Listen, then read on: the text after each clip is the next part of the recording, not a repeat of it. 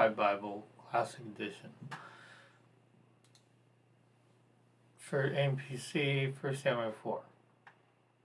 And the word of the Lord through Samuel came to all Israel. Now Israel went out to battle against the Philistines and encamped beside Ebenezer. The Philistines encamped at Aphek.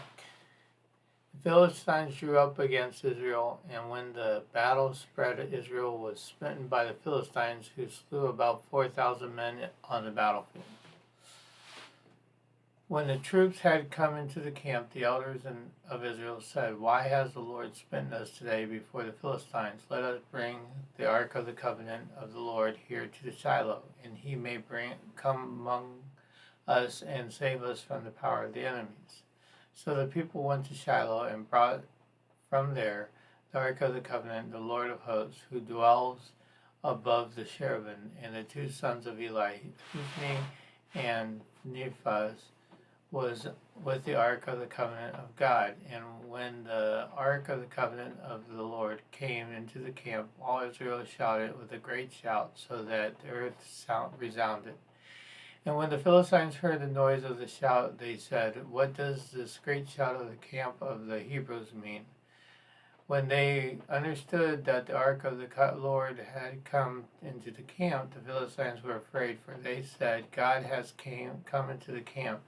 And they said, "Woe to us, for such a thing has not happened before. Woe to us, who shall deliver us out of the hand of these mighty gods?" These are the gods that smote the Egyptians with every kind of plague in the wilderness. Be strong and acquit yourself like men, O you Philistines, that you may not become a servant to the Hebrews, as they have been to you. Behave yourself like men and fight.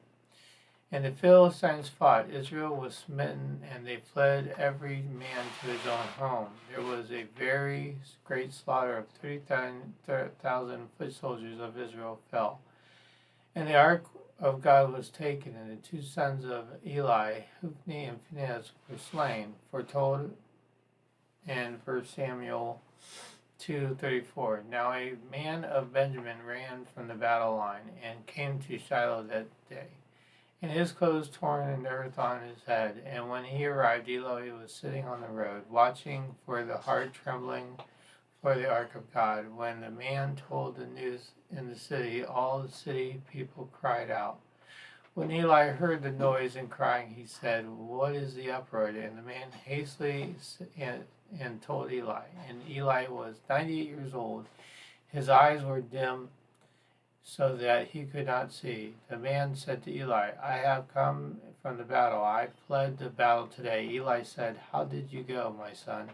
The messenger replied, "Israel fled before the Philistines, and there has been a great slaughter among the people.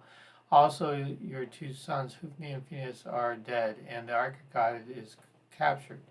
And when he mentioned the ark of God, Eli fell off the seat backward by the side of the gate. His neck was broken, and he died. For he was the old man and heavy. He had judged Israel 40 years.